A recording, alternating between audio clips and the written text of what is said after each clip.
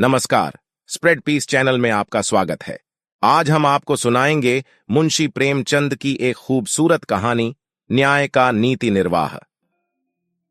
हजरत मोहम्मद को इल्हाम हुए थोड़े ही दिन हुए थे। 10-5 पड़ोसियों और निकट संबंधियों के सिवा अभी और कोई उनके दीन पर ईमान न लाया था। यहां तक कि उनकी लड़की जैनब और दामाद अबुलास भी, जिनका विवाह इल्हाम के पहले ही हो चुका था, अभी तक नए धर्म में दीक्षित न हुए थे। जैनब कई बार अपने मैके गई थी और अपने पिता के ज्ञानोपदेश सुने थे। वह दिल से इस्लाम पर श्रद्धा रखती थी, लेकिन अबुल्लास के कारण दीक्षा लेने का साहस न कर सकती थी। अबुल्लास विचार स्वातंत्र्य का समर्थक था। वह कुशल व्यापारी था। मक्के से खजूर, मेवे आदि जिनसे लेकर बंदरगाहों को चलाना किया करता था। बहुत ही ईमानदार, लेन देन का खरा, श्रमशील मनुष्य था, जिसे इहलोक से इतनी फुर्सत न थी कि परलोक की चिंता करे। जैनब के सामने कठिन समस्या थी। आत्मा धर्म की ओर थी, हृदय पति की ओर। न धर्म को छोड़ सकती थी, न पति को। घर के अन्य प्राणी मूर्ति पूजक थे और इस नए संप्रदाय के शत्रु। जैनब अपनी लगन को छुपाती रहती, यहां तक कि पति से भी अपनी व्यथा न कह सकती। वे धार्मिक सहिष्णुता के दिन न थे। बात बात पर खून की नदियां बहती थीं। खानदान के खानदान मिट जाते थे। अरब की अलौकिक वीरता पारस्परिक कलहों में व्यक्त होती थी। राजनैतिक संगठन का नाम न था। खून का बदल खून, धनहानि का बदला खून, अपमान का बदला खून, मानव रक्त ही से सभी झगड़ों का निबटारा होता था। ऐसी अवस्था में अपने धर्मानुराग को प्रकट करना अबुलास के शक्तिशाली परिवार को मोहम्मद और उनके गिने गिनाए अनुयायियों से टकराना था। उधर प्रेम का बंधन पैरों को जकड़े हुए था। नए धर्म में प्रविष्ट होना, अपने प्राण प्रिय पति से सदा के लिए बिछुड़ जाना था। कुरश जाति के लोग ऐसे मिश्रित विवाहों को परिवार के लिए कलंक समझते थे। माया और धर्म की दुविधा में पड़ी हुई जैनब कुढ़ती रहती थी। धर्म का अनुराग एक दुर्लभ वस्तु है, किंतु जब उसका वेग उठता है तब बड़े प्रचंड रूप से उठता है। दोपहर का समय था। धूप इतनी तेज थी कि उसकी ओर ताकते हुए आंखों से चिंगारियां निकलती थीं। हजरत मोहम्मद अपने मकान में चिंतामग्न बैठे हुए थे। निराशा चारों ओर अंधकार के रूप में दिखाई देती थी। खुदैजा भी पास बैठी हुई एक फटा कुर्ता सी रही थी। धन संपत्ति सब कुछ इस लगन के भेंट हो चुकी थी। विधर्मियों का दुराग्रह दिनों दिन बढ़ता जाता था। इस्लाम के अनुयायियों को भांति भांति की यातनाएं दी जा रही थीं। स्वयं हजरत को घर से निकलना मुश्किल था। खौफ होता था कि कहीं लोग उन पर ईंट पत्थर न फेंकने लगें। खबर आती थी कि आज अमुक मुसलमान का घर लूटा गया, आज फलां को लोगों ने आहत किया। हजरत ये खबरें सुन सुनकर विकल हो जाते थे और बार बार सुदा से धैर्य और क्षमा की याचना करते थे। हजरत ने फरमाया, मुझे ये लोग अब यहां न रहने देंगे। मैं खुद सब कुछ झेल सकता हूं, पर अपने दोस्तों की तकलीफ नहीं देखी जाती। खुदैजा, हमारे चले जाने से तो इन बेचारों को और भी कोई शरण न रहेगी। अभी कम से कम आपके पास आकर रो तो लेते हैं। मुसीबत में रोने का सहारा कम नहीं होता। हजरत, तो मैं अकेले थोड़े ही जाना चाहता हूं। मैं अपने सब दोस्तों को साथ लेकर जाने का इरादा रखता हूं। अभी हम लोग यहां बिखरे हुए हैं, कोई किसी की मदद को नहीं पहुंच सकता। हम बस एक ही जगह एक कुटुंब की तरह रहेंगे तो किसी को हमारे ऊपर हमला करने की हिम्मत न होगी। हम अपनी मिली हुई शक्ति से बालू का ढेर तो हो ही सकते हैं, जिस पर चढ़ने का किसी को साहस न होगा। सहसा जैनब घर में दाखिल हुई। उसके साथ न कोई आदमी था, न कोई आदमजाद। ऐसा मालूम होता था कि कहीं से भगी चली आ रही हैं। खुदैजा ने उसे गले लगाकर कहा, क्या हुआ जैनब, खैरियत तो है? जैनब ने अपने अंतर्द्वंद्व की कथा सुनाई और पिता से दीक्षा की प्रार्थना की। हजरत मोहम्मद आंखों में आंसू भरकर बोले, जैनब, मेरे लिए इससे ज्यादा खुशी की और कोई बात नहीं हो सकती, लेकिन डरता हूं कि तुम्हारा क्या हाल होगा। जैनब, या हजरत, मैंने खुदा की राह में सब कुछ त्याग देने का निश्चय किया है। दुनिया के लिए अपनी आखबत को नहीं खोना चाहती। हजरत, जैनब, खुदा की राह में कांटे हैं। जैनब, लगन को कांटों की परवाह नहीं होती। हजरत, ससुराल से नाता टूट जाएगा। जैनब, खुदा से तो नाता जुड़ जाएगा। हजरत, और अबुलास, जैनब की आंखों में आंसू डबडबा आए। कातर स्वर से बोली, अब्बा जान, इसी बेड़ी ने इतने दिनों मुझे बांधे रखा था, नहीं तो मैं कब की आपकी शरण में आ चुकी होती। मैं जानती हूं उनसे जुदा होकर जीती न रहूंगी और शायद उनको भी मेरा वियोग दुस्सह होगा, पर मुझे विश्वास है कि एक दिन जरूर आएगा जब वे खुदा पर ईमान लाएंगे और मुझे फिर उनकी सेवा का अवसर मिलेगा। हजरत, बेटी अबू लास ईमानदार है, दयाशील है, सत्यवक्ता है, किंतु उसका अहंकार शायद अंत तक उसे ईश्वर से विमुख रखे है। वह तकदीर को नहीं मानता, आत्मा को नहीं मानता, स्वर्ग और नरक को नहीं मानता। कहता है सृष्टि संचालन के लिए खुदा की जरूरत ही क्या है, हम उससे क्यों डरें? विवेक और बुद्धि की हिदायत हमारे लिए काफी है। ऐसा आदमी खुदा पर ईमान नहीं ला सकता। अधर्म को जीतना आसान है, पर जब वह दर्शन का रूप धारण कर लेता है तो अजय हो जाता है। जैनब ने निश्चयात्मक भाव से कहा, हजरत, आत्म का उपकार जिसमें हो मुझे वह चाहिए। मैं किसी इंसान को अपने और खुदा के बीच न रहने दूंगी। हजरत, खुदा तुझ पर दया करे बेटी, तेरी बातों ने दिल खुश कर दिया। यह कहकर उन्होंने जैनब को प्रेम से गले लगा दिया। दूसरे दिन जैनब को जमा मस्जिद में यथाविधि कलमा पढ़ाया गया। कुरैशियों ने जब यह खबर पाई तब वे जल उठे। गजब खुदा का, इस्लाम ने तो बड़े बड़े घरों पर हाथ साफ करना शुरू किया। अगर यही हाल रहा तो धीरे धीरे उसकी शक्ति इतनी बढ़ जाएगी कि उसका सामना करना कठिन हो जाएगा। लोग अबू लास के घर पर जमा हुए। अब्बू सुफियान ने, जो इस्लाम के शत्रुओं से सबसे प्रतिष्ठित व्यक्ति थे और जो बाद को इस्लाम पर ईमान लाया, अब्बू लास से कहा, तुम्हें अपनी बीवी को तलाक देना पड़ेगा। अबुल जीरो, हरगिज नहीं। अब्बू सिजियो, तो क्या तुम भी मुसलमान हो जाओगे? अब्बूस, हरगिज नहीं। अबू सिजीरो, जो उसे मोहम्मद ही के घर रहना पड़ेगा। अबू सिरो, हरगिज नहीं, आप मुझे आज्ञा दीजिए कि उसे अपने घर लाऊं। अब्बू से, हरगिज नहीं। अब्बूस, क्या यह नहीं हो सकता कि मेरे घर में रहकर वह अपने मतानुसार खुदा की बंदगी करे? अबू सिजीरो, हरगिज नहीं। अब्बू, मेरी कौम मेरे साथ इतनी भी सहानुभूति न करेगी। अबू सिजो, हरगिज नहीं। अबू सो, तो फिर आप लोग मुझे अपने समाज से पतित कर दीजिए। मुझे पतित होना मंजूर है, आप लोग चाहें जो सजा दें वह सब मंजूर है, पर मैं अपनी बीवी को तलाक नहीं दे सकता। मैं किसी की धार्मिक स्वाधीनता का अपहरण नहीं करना चाहता, वह भी अपनी बीवी की। अबूस, कुरैश में क्या और लड़कियां नहीं हैं? अबू जीरो, जैनब की सी कोई नहीं। अबू सिजीरो, हम ऐसी लड़कियां बता सकते हैं जो चांद को लज्जित कर दें। अबू जीरो, मैं सौंदर्य का उपासक नहीं। अबू सिंधु, ऐसी लड़कियां दे सकता हूं जो गृह प्रबंध में निपुण हों, बातें ऐसी करें जो मुंह से फूल झरें, भोजन ऐसा बनाए कि बीमार को भी रुचि हो, और सीने पिरोने में इतनी कुशल कि पुराने कपड़े को नया कर दें। अब्बू, मैं इन गुणों में किसी का भी उपासक नहीं। मैं प्रेम और केवल प्रेम का भक्त हूं, और मुझे विश्वास है कि जैनब का सा प्रेम मुझे सारी दुनिया में नहीं मिल सकता। अब्बू से प्रेम होता तो तुम्हें छोड़कर दगा न करती। अब्बू से, मैं नहीं चाहता कि प्रेम के लिए कोई अपने आत्म स्वतंत्र का त्याग करे। अब्बू से जीरो, इसका मतलब यह है कि तुम समाज के विरोधी बनकर रहना चाहते हो। अपनी आंखों की कसम, समाज अपने ऊपर यह अत्याचार न होने देगा। मैं समझाए जाता हूं, न मानोगे तो रोओगे। अब्बू सुफियान और उनकी टोली के लोग तो धमकियां देकर उधर गए। इधर अबुलास ने लकड़ी संभाली और ससुराल जा पहुंचे। शाम हो गई थी। हजरत अपने मुरीदों के साथ मगरिब की नमाज पढ़ रहे थे। अबुलास ने उन्हें सलाम किया और जब तक नमाज होती रही गौर से देखते रहे। आदमियों की कतारों का एक साथ उठना बैठना और सिजदे करना देखकर उनके दिल पर गहरा प्रभाव पड़ रहा था। वह अज्ञात भाव से संगत के साथ बैठते, झुकते और खड़े हो जाते थे। वहां का एक एक परमाणु इस समय ईश्वरमय हो रहा था।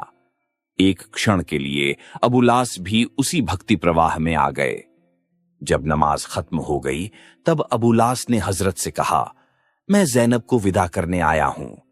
हजरत ने विस्मित होकर कहा, तुम्हें मालूम नहीं कि वह खुदा और रसूल पर ईमान ला चुकी है? अबू: जी हां, मालूम है। हज: इस्लाम ऐसे संबंधों का निषेध करता है।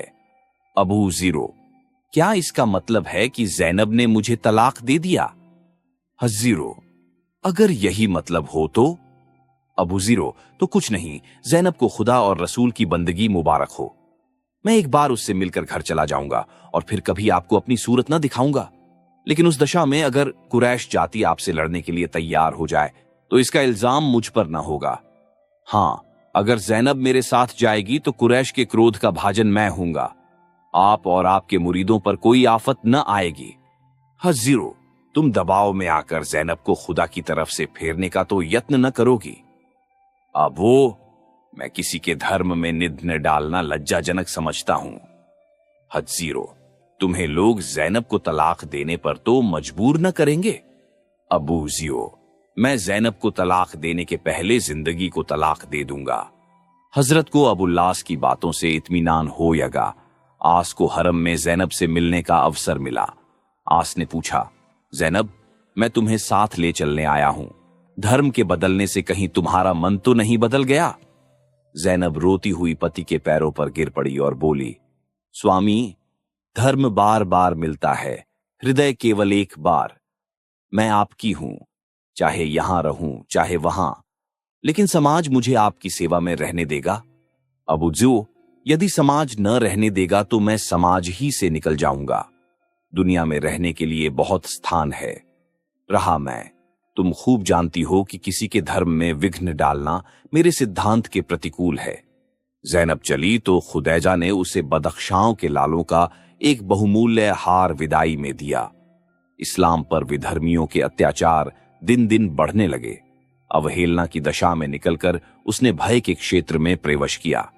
शत्रुओं ने उसे समूल नाश करने की आयोजना करना शुरू की। दूर दूर के कबीलों से मदद मांगी गई। इस्लाम में इतनी शक्ति न थी कि शस्त्र बल से शत्रुओं को दबा सके। हजरत मोहम्मद ने अंत को मक्का छोड़कर मदीने की राह ली। उनके कितने ही भक्तों ने उनके साथ हिजरत की। मदीने में पहुंचकर मुसलमानों में एक नई शक्ति, एक नई स्फूर्ति का उदय हुआ। वे निशंक होकर धर्म का पालन करने लगे। अब पड़ोसियों से दबने और छिपने की जरूरत न थी। आत्मविश्वास बढ़ा। इधर भी विधर्मियों का सामना करने की तैयारियां होने लगीं। एक दिन अबुल्लास ने आकर स्त्री से कहा, जैनब, हमारे नेताओं ने इस्लाम पर जिहाद करने की घोषणा कर दी। जैनब ने घबरा कर कहा, अब तो वे लोग यहां से चले गए, फिर जिहाद की क्या जरूरत? अबू: मक्का से चले गए, अरब से तो नहीं चले गए। उनकी ज्यादतियां बढ़ती जा रही हैं। जिहाद के सिवा और कोई उपाय नहीं। मेरा उस जिहाद में शरीक होना बहुत जरूरी है। जैन्स, अगर तुम्हारा दिल तुम्हें मजबूर कर रहा है तो शौक से जाओ, लेकिन मुझे भी साथ लेते चलो। अबू जुरा: अपने साथ? जैन्स: हां, मैं वहां आहत मुसलमानों की सेवा शुश्रूषा करूंगी। अबू: शौक से चलो। घोर संग्राम हुआ। दोनों दलों ने खूब दिल के अरमान निकाले। भाई भाई से, मित्र मित्र से, बाप बेटे से लड़ा। सिद्ध हो गया कि धर्म का बंधन रक्त और वीर्य के बंधन से सुदृढ़ है। दोनों दल वाले वीर थे।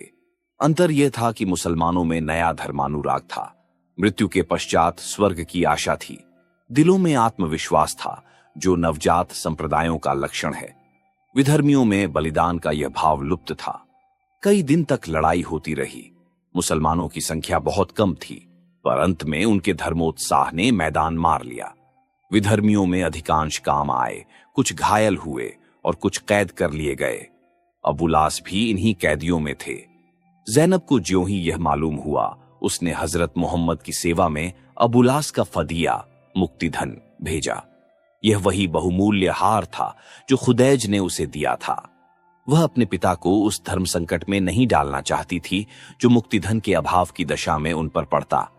हजरत ने यह हार देखा तो खुदैता की याद ताजी हो गई।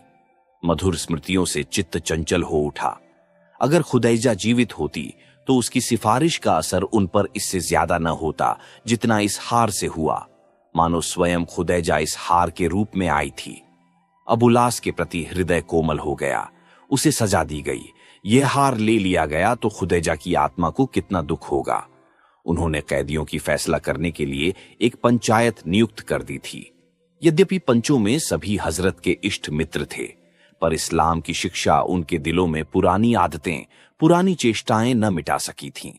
उनमें अधिकांश ऐसे थे जिनको अबुलास से पारिवारिक द्वेष था, जो उनसे किसी पुराने खून का बदला लेना चाहते थे।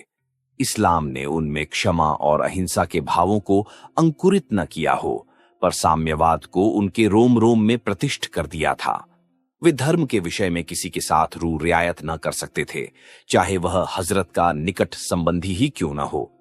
अबुलास सिर झुकाए पंचों के सामने खड़े थे और कैदी पेश होते थे। उनके मुक्तिधन का मुलाहिजा होता था और वे छोड़ दिए जाते थे। अबुलास को कोई पूछता ही न था, यद्यपि वह हार एक तश्तरी में पंचों के सम्मुख रखा हुआ था।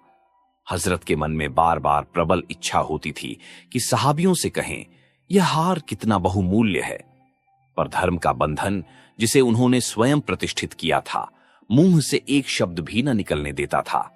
यहां तक कि समस्त बंदीजन मुक्त हो गए। अबुलास अकेला सिर झुकाए खड़ा रहा। हजरत मोहम्मद के दामाद के साथ इतना लिहाज भी न किया गया कि बैठने की आज्ञा तो दे दी जाती। सहसा जैद ने अबुलास की ओर कटाक्ष करके कहा, देखा, खुदा इस्लाम की कितनी हिमायत करता है। तुम्हारे पास हमसे पंचगुनी सेना थी, पर खुदा ने तुम्हारा मुंह काला किया। देखा, या अब भी आंखें नहीं खुली? अबुलास ने विरक्त भाव से उत्तर दिया, जब आप लोग यह मानते हैं कि खुदा सबका मालिक है, तब वह अपने एक बंदे को दूसरे की गर्दन काटने में मदद न देगा। मुसलमानों ने इसलिए विजय पाई कि गलत या सही, उन्हें अटल विश्वास है कि मृत्यु के बाद हम स्वर्ग में जाएंगे। खुदा को आप नाहक बदनाम करते हैं। जैद, तुम्हारा मुक्तिधन काफी नहीं है। अबुलास, मैं इस हार को अपनी जान से ज्यादा कीमती समझता हूं। मेरे घर में इससे बहुमूल्य और कोई वस्तु नहीं है। जैद, तुम्हारे घर में जैनब हैं, जिन पर ऐसे सैकड़ों हार कुर्बान किए जा सकते हैं। अबू ज़िरो, तो आपकी मंशा है कि मेरी बीवी मेरा फदिया हो। इससे तो यह कहीं बेहतर है कि मैं कत्ल कर दिया जाता। अच्छा, अगर मैं वह फदिया न दूं तो? जैद, तो तुम्हें आजीवन यहां गुलामों की तरह रहना पड़ेगा। तुम हमारे रसूल के दामाद हो। इस रिश्ते से हम तुम्हारा लिहाज करेंगे, पर तुम गुलाम ही समझे जाओगे। हजरत मोहम्मद निकट बैठे हुए ये बातें सुन रहे थे। वे जानते थे कि जैनब और आस एक दूसरे पर जान देते हैं। उनका वियोग दोनों ही के लिए घातक होगा। दोनों घुल घुल कर मर जाएंगे। सहाबियों को एक बार पंच चुन लेने के बाद उनके फैसले में दखल देना नीति विरुद्ध था। इससे इस्लाम की मर्यादा भंग होती थी। कठिन आत्मवेदना हुई। यहां बैठे न रह सके, उठकर अंदर चले गए। उन्हें ऐसा मालूम हो रहा था कि जैनब की गर्दन पर तलवार फेरी जा रही है। जैनब की दीन, करुणापूर्ण मूर्ति आंखों के सामने खड़ी मालूम होती थी, पर मर्यादा, निर्दय, निष्ठुर मर्यादा का बलिदान मांग रही थी। अबुलास के सामने भी विषम समस्या थी। इधर गुलामों का अपमान था, उधर वियोग की दारुण वेदना थी। अंत में उन्होंने निश्चय किया, यह वेदना सहूंगा, अपमान न सहूंगा, प्रेम को गौरव पर समर्पित कर दूंगा। बोले, मुझे आपका फैसला मंजूर है। जैनब मेरा फदिया होगी। निश्चय किया गया कि जैद अबुलास के साथ जाएं और आबादी से बाहर ठहरे। आस घर जाकर तुरंत जैनब को वहां भेज दें। आस पर इतना विश्वास था कि वे अपना वचन पूरा करेंगे। आस घर पहुंचे तो जैनब उनसे गले मिलने दौड़ी। आस हट गए और कातर स्वर से बोले, नहीं जैनब, मैं तुमसे गले न मिलूंगा। मैं तुम्हें अपने फदिये के रूप में दे आया। अब मेरा तुमसे कोई संबंध नहीं है। यह तुम्हारा हार है, ले लो और फौरन यहां से चलने की तैयारी करो। जैद तुम्हें लेने को आए हैं। जैनब पर वज्र सा गिर पड़ा, पैर बंध गए, वहीं चित्र की भांति खड़ी रह गई। वज्र ने रक्त को जला दिया, आंसुओं को सुखा दिया, चेतना ही न रही। रोती और बिलखती क्या। एक क्षण के बाद उसने एक बार माथा ठोका, निर्दय तकदीर के सामने सिर झुका दिया। चलने को तैयार हो गई। घोर नैराश्य इतना दुखदाई नहीं होता जितना हम समझते हैं। उसमें एक रसहीन शांति होती है। जहां सुख की आशा नहीं, वहां दुख का कष्ट कहां। मदीने में रसूल की बेटी की जितनी इज्जत होनी चाहिए उतनी होती थी। वह पितागृह की स्वामिनी थी। धन था, मान था, गौरव था, धर्म था, प्रेम न था। आंख में सब कुछ था, केवल पुतली न थी। पति के वियोग में रोया करती थी। जिंदा थी, मगर जिंदा दराखोर। 3 साल 3 युगों की भांति बीते। घंटे, दिन और वर्ष साधारण व्यवहारों के लिए है, प्रेम के यहां समय का माप कुछ और ही है। उधर अबुल्लास द्विगुण उत्साह के साथ धनोपार्जन में लीन हुआ।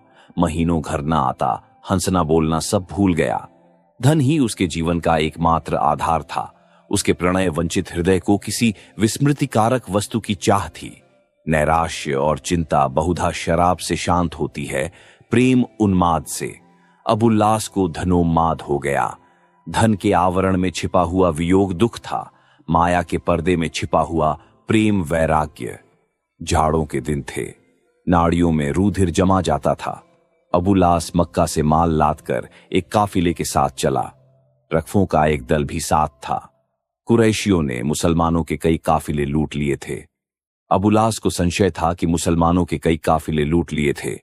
अबुल्लास को संशय था कि मुसलमानों का आक्रमण होगा, इसलिए उन्होंने मदीने की राह छोड़ एक दूसरा रास्ता अख्तियार किया। पर दुदैव, मुसलमानों को टोह मिल ही गई। जैद ने 70 चुने हुए आदमियों के साथ काफिले पर धावा कर दिया। धन के भक्त धर्म के सेवकों से क्या बाजी ले जाते। 70 के साथ 100 को मार भगाया। कुछ मरे, अधिकांश भागे, कुछ कैद हो गए। मुसलमानों को अतुल धन हाथ लगा। कैदी घाते में मिले। अबुल्लास फिर कैद हो गया। कैदियों के भाग्य निर्णय के लिए नीति के अनुसार पंचायत चुनी गई। ज़ैनब को यह खबर मिली तो आशाएं जाग उठीं। आशा मरती नहीं, केवल सो जाती है। पिंजरे में बंद पक्षी की भांति तड़फड़ाने लगी। पर क्या करे, किससे कहे? अब की तो फदिये का भी कोई ठिकाना न था। या खुदा क्या होगा। पंचों ने अब की हजरत मोहम्मद ही को अपना प्रधान बनाया। हजरत ने इनकार किया, पर अंत में उनके आग्रह से विवश हो गए। अबुल्लास सिर झुकाए बैठे हुए थे। हजरत ने एक बार उन पर करुणा सूचक दृष्टि डाली, फिर सिर झुका लिया। पंचायत शुरू हुई। अन्य कैदियों के घरों से मुक्ति धन आ गया था। वे मुक्त किए गए। अबुल्लास के घर से मुक्ति धन न आया था। हजरत ने हुक्म दिया, इनका सारा माल और असबाब जब्त कर लिया जाए और ये उस वक्त तक बंदी रहें जब तक इन्हें कोई छुड़ाने ना आए। उनके अंतिम शब्द ये थे, अबुल्लास, इस्लाम की रणनीति के अनुसार तुम गुलाम हो। तुम्हें बाजार में बेचकर रुपया मुसलमानों में तकसीम होना चाहिए था, पर तुम ईमानदार आदमी हो, इसलिए तुम्हारे साथ इतनी रियायत की गई। ज़ैनब दरवाजे के पास आड़ में बैठी हुई थी। हजरत का यह फैसला सुनकर रो पड़ी। तब घर से बाहर निकल आई और अबुल्लास का हाथ पकड़कर बोली, अगर मेरा शौहर गुलाम है तो मैं उसकी लौंडी हूं। हम दोनों साथ बिकेंगे या साथ कैद होंगे। हजरत, ज़ैनब, मुझे लज्जित मत करो। मैं वही कर रहा हूं जो मेरा कर्तव्य है। न्याय पर बैठने वाले मनुष्य को प्रेम और द्वेष दोनों ही से मुक्त होना चाहिए। यद्यपि इस नीति का संस्कार मैंने ही किया है, पर अब मैं उसका स्वामी नहीं, दास हूं। अबुल्लास से मुझे जितना प्रेम है, यह खुदा के सिवा और कोई नहीं जान सकता। यह हुक्म देते हुए मुझे जितना मानसिक और आत्मिक कष्ट हो रहा है, उसका अनुमान हर एक पिता कर सकता है। पर खुदा का रसूल न्याय और नीति को अपने व्यक्तिगत भावों से कलंकित नहीं कर सकता। साहबियों ने हजरत की न्याय व्याख्या सुनी तो मुग्ध हो गए।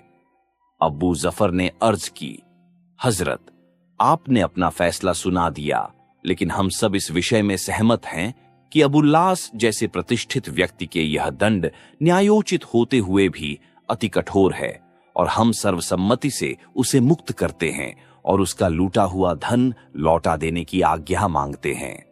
अबुल्लास हजरत मोहम्मद की न्यायपरायणता पर चकित हो गए। न्याय का इतना ऊंचा आदर्श, मर्यादा का इतना महत्व, आह, नीति पर अपना संतान प्रेम तक न्यौछावर कर दिया। महात्मा, तुम धन्य हो। ऐसे ही ममताहीन सत्पुरुषों से संसार का कल्याण होता है। ऐसे ही नीति पालकों के हाथों जातियां बनती हैं, सभ्यताएं परिष्कृत होती हैं। मक्के आकर अबुल्लास ने अपना हिसाब किताब साफ किया, लोगों के माल लौटाए, आड़ चुकाए और धन बार त्याग कर हजरत मोहम्मद की सेवा में पहुंच गए। ज़ैनब की मुराद पूरी हुई।